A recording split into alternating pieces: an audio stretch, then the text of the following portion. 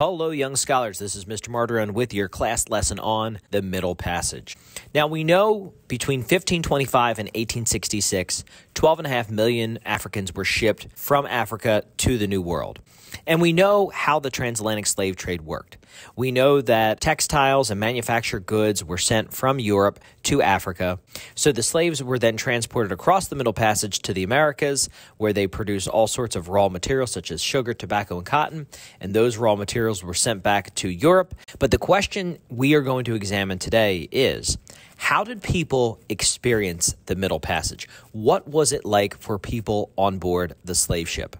So you are going to look at documents from a Portuguese textbook, a secondary source today written in the past 20 years, documenting how students in Portugal learn about their role in the slave trade.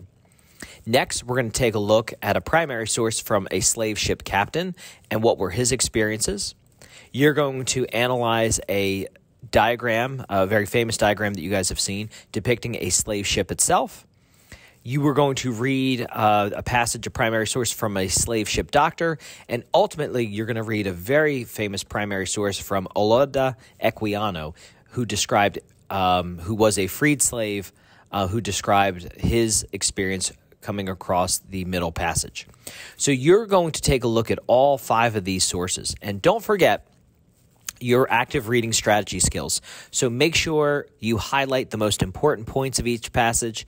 Make sure you identify what you find challenging or puzzling or even difficult to understand. Make sure you're putting question marks next to anything that you want to ask me in class or anything that you might want to ask a classmate.